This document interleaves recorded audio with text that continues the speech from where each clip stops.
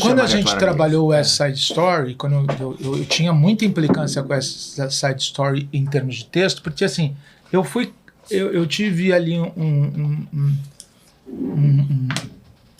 uma briga com todo mundo, que eu falava assim, eu vou peitar isso, e peitei todo mundo, peitei até o Cláudio depois falou, não, eu não vou me meter que você tá certo, porque eu queria que aquilo soasse como jovens de rua, eu não queria que parasse para falar, então, capitão, seremos hoje à noite 3 em cima do telhado, seu bambam, bandido, pá, haha. Isso era um pavor, porque eu ficava escutando isso, eu ficava escutando o filme, ficava escutando, e tudo era ruim. Eu falei, por que é ruim se eles estavam ali naquele momento tão Stanislavskiano, tão Hector Studios, com aquelas improvisações? Eu falei, eles estavam sendo eles naquela época, eles deviam falar todos juntos, devia ser uma confusão, não devia ter essa...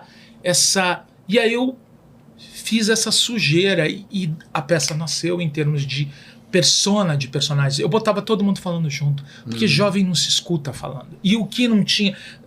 o que não tinha importância, não tinha importância. Então eu fazia aquilo tudo acontecer em um segundo, que era mais interessante em termos da intenção da palavra do que a palavra em si. Mas isso, para você fazer isso, você tem que ter muito respeito pela palavra. Para você abandonar a palavra, você tem que ter muito respeito. E o West Side Story era uma peça inteira abandonando a palavra. Eu só parava para falar as coisas primeiro quando tinha uma outra geração, né, falando com os jovens, ou quando eram as cenas realmente dramáticas, etc., porque o resto era um falando em cima do outro e não tinha nenhum problema, todo mundo entendia absolutamente tudo. O maestro sofreu com as deixas, né, porque ele estava ali com a partitura esperando aquela palavrinha certa, então a gente sabia que aquilo ali tinha, na cabeça dele era tudo uma loucura, quando eles vão falar o que está escrito, eles falavam o que estava escrito, mas dentro daquele contexto. Então você precisa... O maestro teve que ter um treinamento legal nisso aí, né? Não, e assim, acho que teve ali Mas o maestro que veio de ópera é diferente. E aí, ali acho que a gente estreia no Rio. Final de agosto, vamos fazer uma história. Que legal. No Teatro Multiplano, vamos fazer. Tá dando ali o nosso... É impossível você ter o West Side Story no Brasil e não fazer no Rio, isso eu não me conformo. Então, estamos dando jeito, vamos fazer. Nossa, que legal. Porque isso aí sei lá, é a pedra seminal de tudo. O teatro se torna moderno ali. Sim, antes também, mas... Quem não ouviu Tonight, sei lá, será? Tem muita gente que acha que o musical começou com Wicked. Como é que é? Não é possível. Você canta Maria.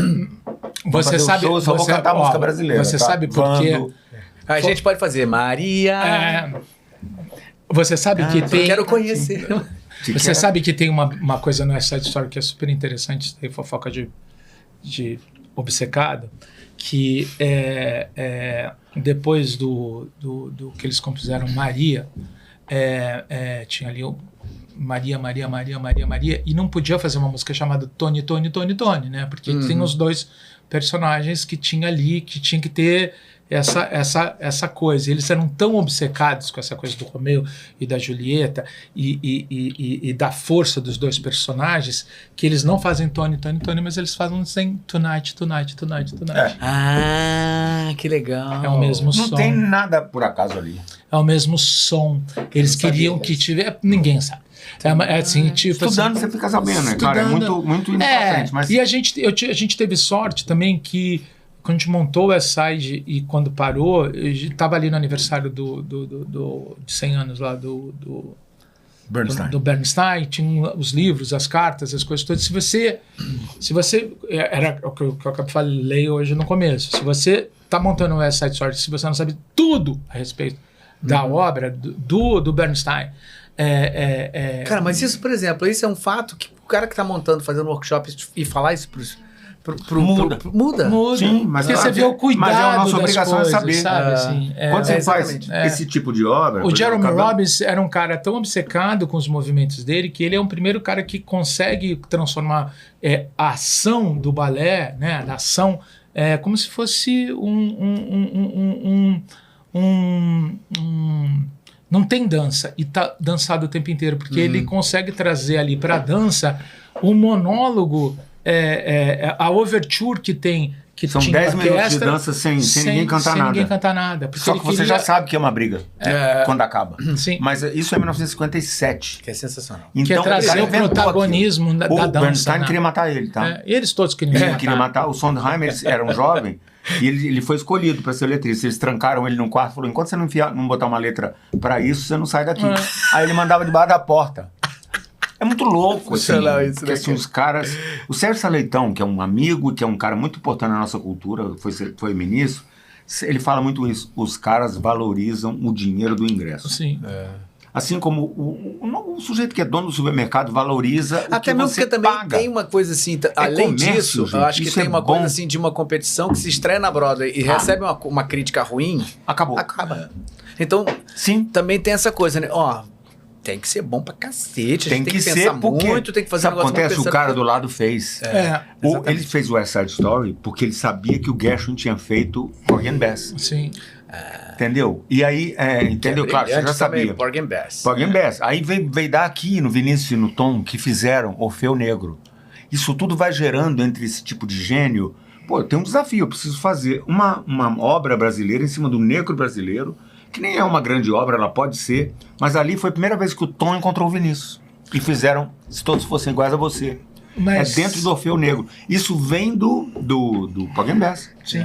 E o Gershwin, ele não se conformava, não vem muito ao caso, mas ele era um compositor de canções, tipo Crazy For You, como Someone to Watch Over Me, The Man I Love, coisas que a gente ama. Mas ele se achava menor. Então, para provar para os caras da Europa que ele era capaz, ele falou, eu vou escrever uma ópera em jazz, e eu sou judeu, mas eu vou fazer uma ópera com sotaque negro. E ele fez. Caralho. Sim, porque ele queria mostrar para os outros, ele morreu com 37 anos. Muito louco, né? Assim, não é muito louco, é muito legal. É muito legal, porque até hoje o mundo... de gênios, né? O mundo é... Mas quando aí isso incomoda o Bernstein, que é o maior regente de Gershwin do mundo. O Bernstein falou, eu preciso ser do tamanho do Gershwin. Então eu vou virar compositor. E eu fiz o West Side Story. Caraca, é briga de cachorro muito grande, né? E aí assim, o sarrafo deles é muito alto. É muito alto.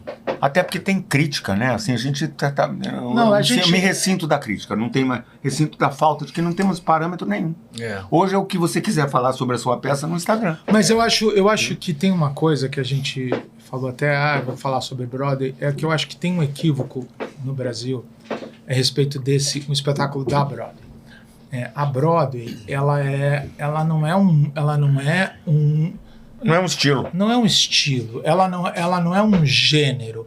A Broadway é um bairro, né? Ela é uma tem a Disney na Broadway, mas tem um Sondheim na Broadway. São coisas que às vezes se juntam, né, no Into the Woods no cinema, mas são coisas distintas. Então, assim, às vezes no Brasil falam um espetáculo da Broadway, parece que ele está sendo formatado num estilo. Não existe um estilo na Broadway. Eu acho que a beleza da Broadway está nesse lugar de competição que o Cláudio acabou de falar, porque a Broadway, na verdade, ela só é a Broadway porque ela era o lugar mais barato que existia no começo de tudo.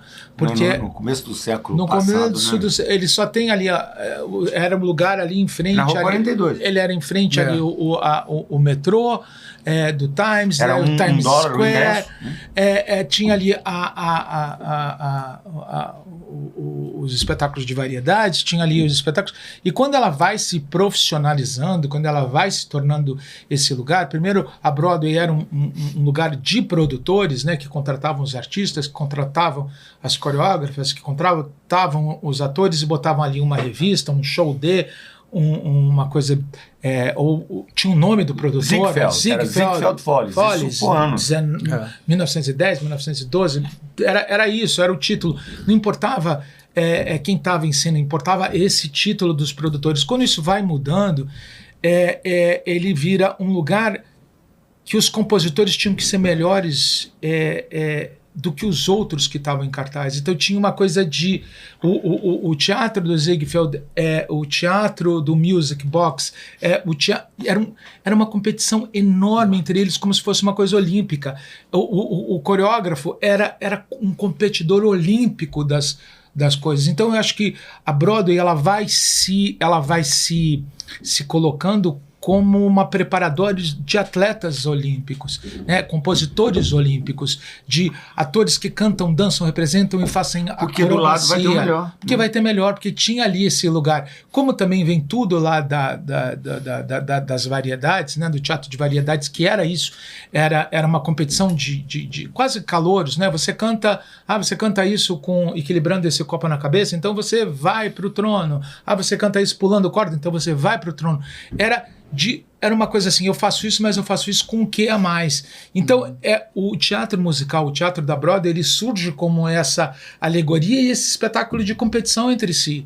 Então, quando se chega ali nesse momento, né, a gente vai falando do West Side Story, a gente já tinha passado por todos eles. Os compositores já tinham sido insensatos em deuses, os produtores tinham sido insensatos, os atores tinham sido insensatos e a coreografia ainda não. A coreografia já era ainda uma coisa alegórica, tinha que dançar. Então, quando chegou West Side Story, ele cresce ele vira a maioridade de todas as coisas. A coreografia era a coisa mais importante. Não, a música era mais importante. Não, o texto era mais importante. Não, as três coisas eram mais importantes. Então você tem ali uma trindade, né, junto com o Sondheim, talvez um quarteto de gênios, que se você montar um concerto só com bailarinos, todo mundo dançando, é uma das coisas mais lindas, porque a dança é perfeita. É perfeita. Se você não colocar nenhuma dança e colocar todo mundo cantando, você morre, porque é perfeito. Se você tirar todas as coreografias, toda música, montar o texto, porque o texto é extraordinário, um Romeu e Julieta extraordinário, as cenas elas perduram, porque elas são todas num lugar de excelência em tudo.